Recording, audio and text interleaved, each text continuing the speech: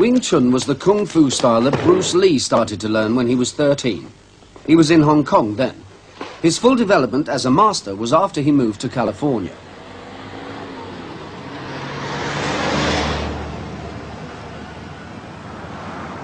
It was in Los Angeles that he began his film career, and at the same time worked out his theories about the fighting arts. He taught many people, but he shared his deepest thoughts with very few. One man who worked closely with him still teaches Bruce Lee's approach to fighting in his Los Angeles gymnasium. Bruce Lee called his system Jeet Kune Do, the way of the intercepting fist. Although he was a film star, he was a creative master, one of the men who have kept the fighting arts developing throughout the centuries. Those men who worked closely with him consider that he was a genius. He made Dan Inosanto think again about all that he had been taught about the fighting arts. Dan Inosanto doesn't teach Bruce Lee's revolutionary theories to everybody. What he looks for in a student is quick thinking and an openness, a flexibility of mind. 8, 9, 10. Okay, this is what we're going to do. One set on the right, one side on the left, okay? Right hand push-up, ready, begin. On the football field.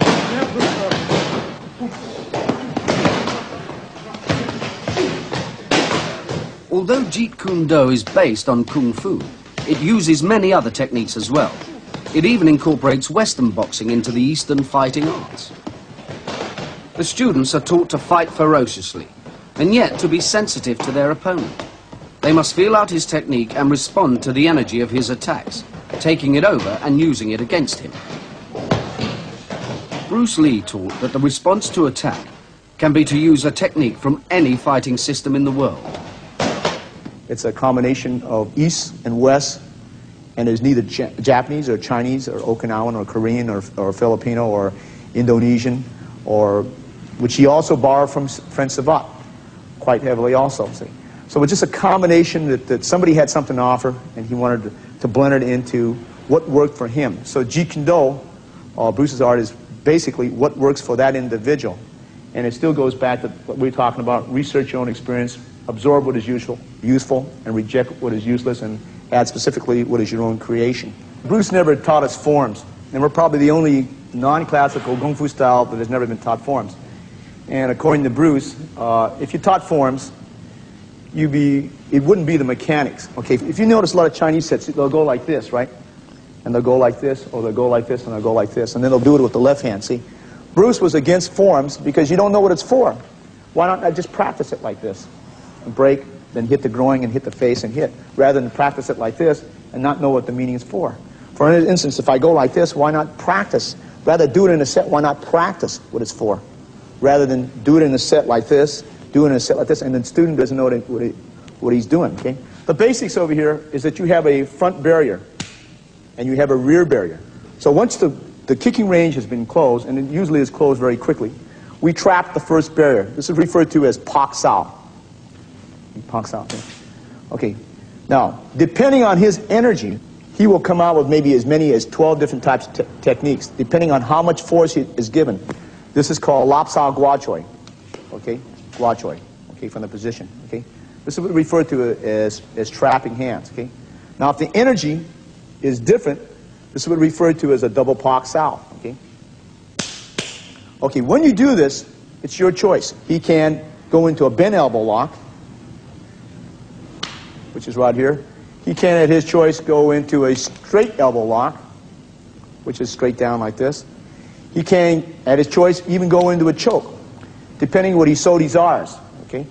Or he can, at his choice, if he prefers to, after he does the Pak Sao, Lap Sao, Gua Choi, turn it into Western boxing, jab, cross, back fist, uppercut, and so on, depending on his choice, okay? He can, at his choice, even go into another art. Let's say he went to Pak Sao, double Pak Sao.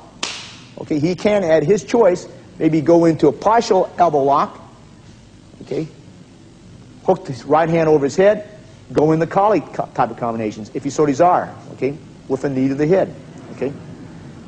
Now, let's say that I had a low reference point here. This is what they call a Ping Choi to Gua Choi, okay, from that position, okay. And he can, depending on his energy, right, go into Lap Sao Gua Choi from that position, okay. But this is the basis of it, see. There's not a lot of technique, because the technique goes by his sensitivity. Okay? Let's say he does a pak sao from this position here, and the hand is grabbed. Okay? He can wrist lock that arm, and he goes down. Okay? So it's not, is it grappling? Is it choking? It doesn't matter. You go according to the sensitivity he gives you. If you limit yourself to a particular style, then you have to solve it. For instance, if I did a pak sao, Wing Chun will go like this. You'll just sometimes go straight. Okay? There is no, maybe I can flow into Kali from position here, because this is the foundation that Bruce taught us. That it doesn't matter what art and where you take it from, you just flow accordingly to the structure of your body. So it doesn't have to be. And I think that's where the great fall in the world is. They think it's a Chinese. It is a Kung Fu style because its roots are found in, 50% is found in the Wing Chun system. But he went out of it. Okay? There is not like the movies where you see the give me a hook kick and a cyclone kick.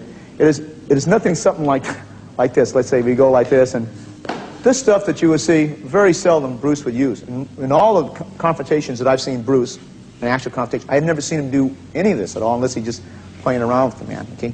So all this high kicking and flashy kicking is usually out. For an example, right? This here, if he grabs my hand, Bruce would just go stop. That's good enough. See?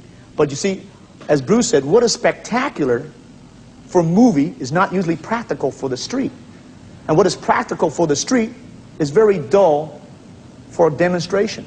Who wants to see a guy go pak sao, he grabs and you stop and he headbutt? See? Or you hit up. It's not spectacular enough, see? But now the spectacular stuff of this stuff here, it attracts the audience, right? But it's not where the art is at. Okay? This is where we are, where Bruce said he was violently against. Bruce said that you had to have something between East and West. And I think in the Orient they tend to be over-secretive, over-flowery sometimes, and hiding a lot, see? If you're secure in your knowledge, you don't have to hide it. Why hide it? You can just bring it out.